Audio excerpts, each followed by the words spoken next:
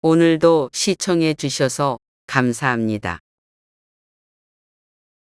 당신의 격을 높이는 행동은 두려움 없이 도전하는 마음가짐입니다. 어려운 상황에 무릎을 굽히지 않고 오히려 도전을 통해 더 나은 자신을 만들어가는 것이죠. 한국인들의 태도에서 드러나는 남을 무시하는 심리. 이런 주제는 실제로 정신과 전문가들의 전문적인 의견과 더불어 많은 개인적인 견해들이 삽입될 수 있습니다. 내 말이 모두 옳아라고 주장하는 사람들은 돌팔이라는 거 아십니까? 각지를 행하는 사람들과 자기 주장이 항상 옳다고 주장하는 사람들은 정신건강의학적으로 자존감이 굉장히 낮을 수 있습니다.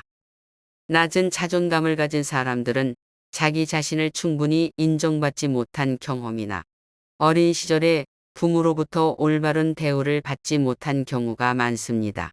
그러한 개인들은 성취를 통해 자존감을 채우려 하며 이를 위해 주변 사람을 감정적으로 약화시키거나 밑으로 깔아야 한다고 느낄 수 있습니다.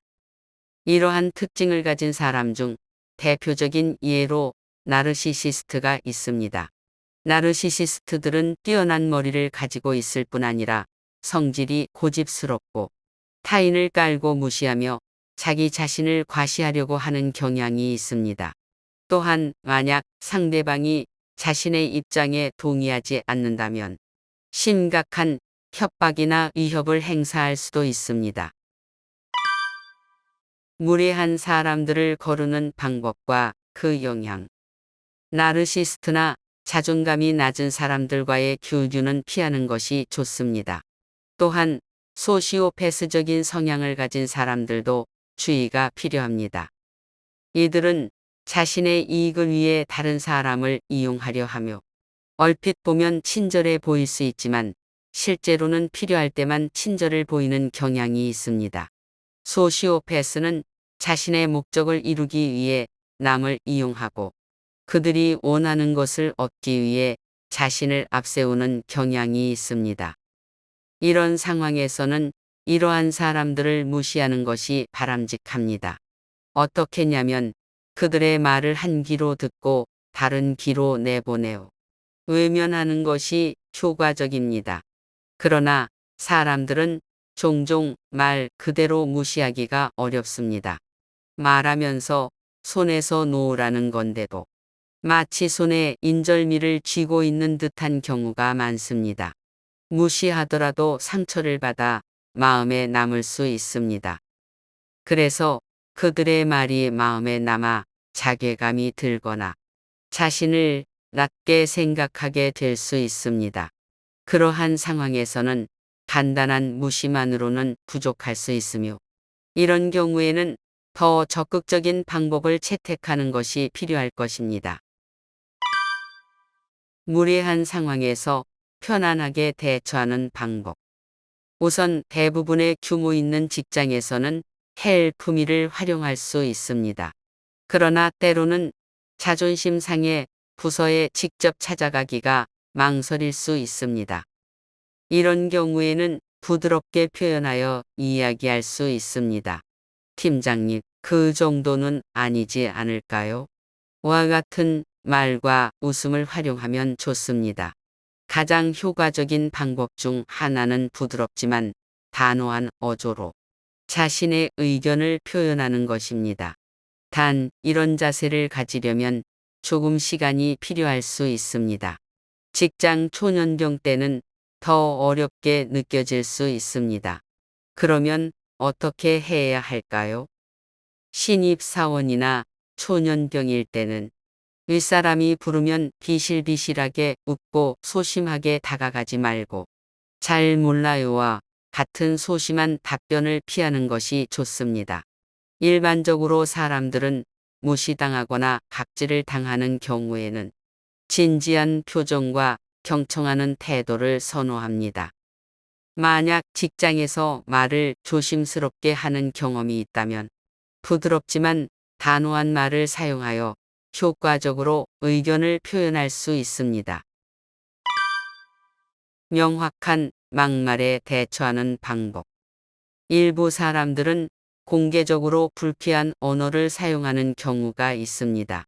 이는 주로 인간의 태도와 관련이 있습니다.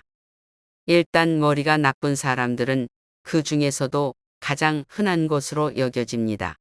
이들은 자신의 말이 다른 이들에게 어떤 감정을 일으키는지를 인지하지 못하고, 이는 공감 능력의 부족으로 해석될 수 있습니다.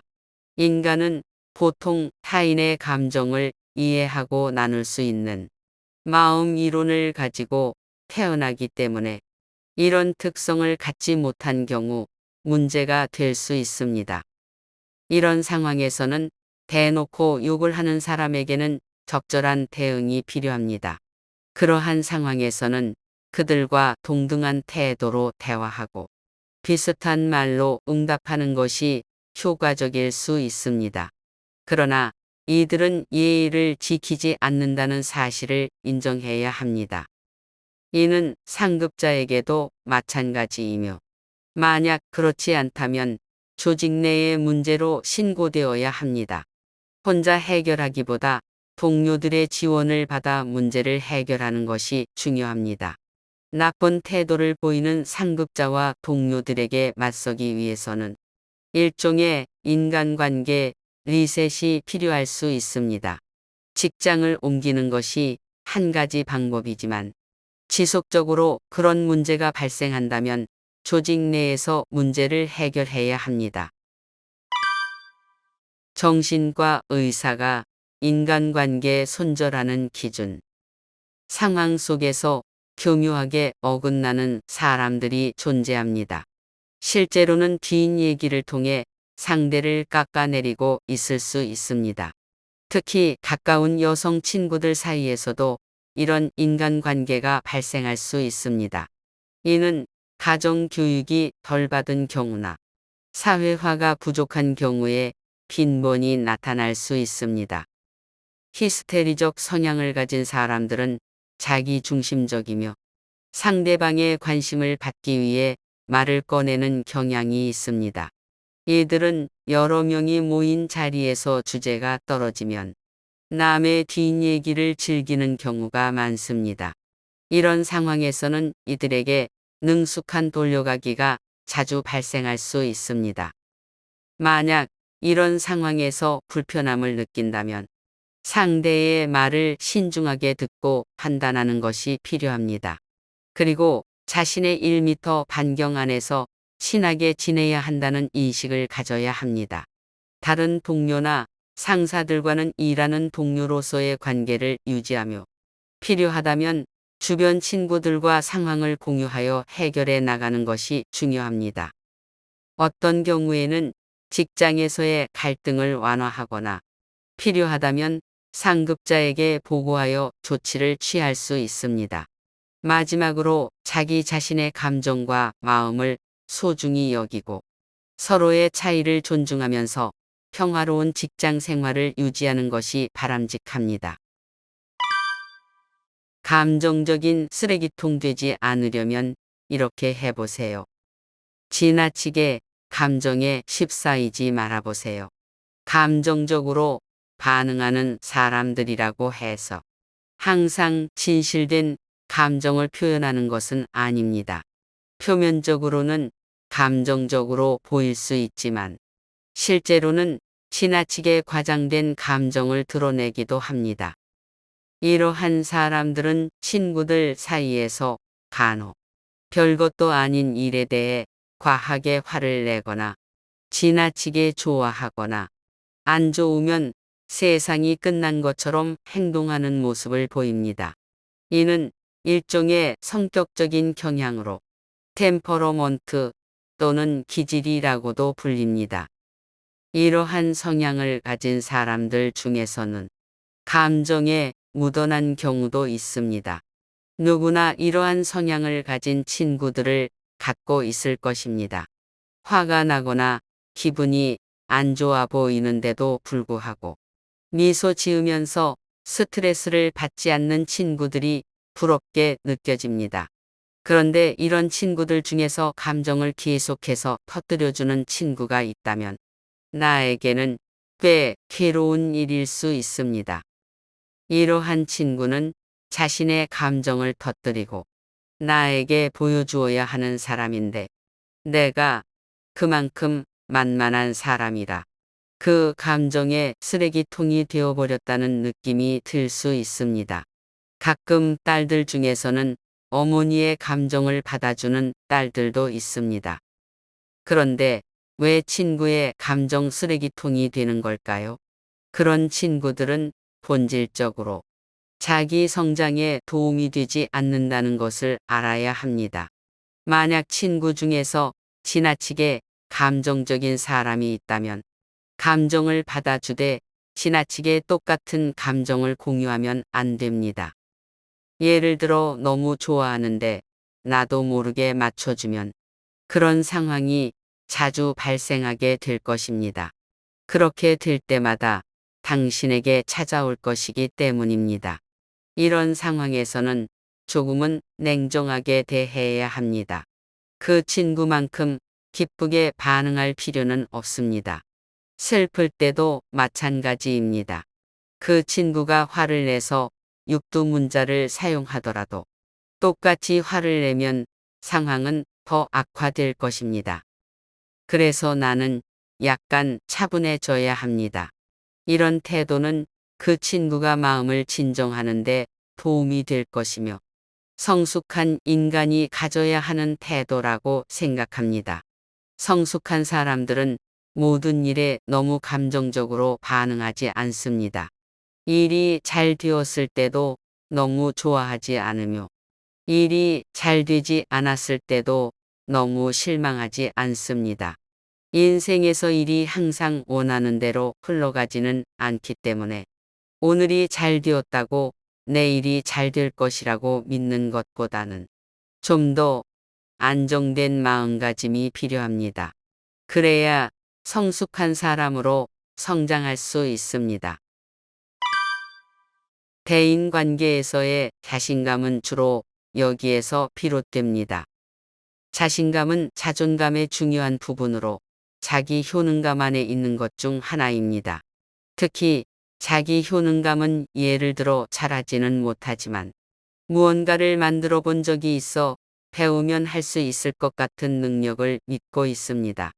이러한 자신감은 과거에 했던 일에 대한 자부심에서 나옵니다. 과거에 비슷한 경험을 해봤고 그를 통해 조금만 공부하면 현재의 일에 대한 감각을 키워나갈 수 있을 것이라고 느끼기 때문입니다. 물론 아무 경험이 없이 성격이 낙천적이라고 해서 무조건 할 수 있다고 믿는 것은 이야기가 다릅니다. 능력과 경험이 부족하다면 근거 없이 나타나는 자신감은 오히려 성장을 막을 수 있습니다. 따라서 성장을 위해서는 근거 있는 자신감을 조금씩 쌓아가는 것이 필요합니다. 이러한 근거는 자신이 과거에 해봤던 일에 대한 경험과 자부심에서 나오게 되어 점점 더 강화될 것입니다. 특히 인간관계에서 어려움을 겪는 분들에게 인간관계에서 어려움을 겪는 경우가 많죠. 저도 종종 그렇게 느껴지곤 합니다. 하지만 너무 연연하게 다른 사람들의 사랑을 얻으려고 애쓰는 것은 피하는 게 좋아요. 세상에는 여러분을 좋아하는 사람들도 있고 반대로 별로 좋아하지 않는 사람들도 있습니다. 이 모든 사람들의 사랑을 받으려고 애쓰다 보면 오히려 괴로워질 수 있어요. 마찬가지로 직장에서도 내가 하는 일이 모두 칭찬을 받을 수는 없습니다. 그리고 일을 너무 고민하다 보면 괴로움만 더해질 수 있고 지난 몇십 년 동안 내 엄마마저도 맨날 칭찬해 주지 않았는데 왜 직장에서는 모든 이에게 칭찬받으려고 할까요? 그냥 나 자신과 오늘을 즐기고 오늘 내가 일하는 곳에서 좋은 관계를 형성하고자 노력하는 것이 중요합니다. 내가 할 수 있는 것에 집중하고 오늘의 목표를 이루면 나를 좋아해주는 사람이 더 늘어날 거라고 생각합니다. 더 나은 미래를 위한 첫 걸음을 내딛는 순간, 당신의 격은 더욱 향상됩니다. 감사합니다.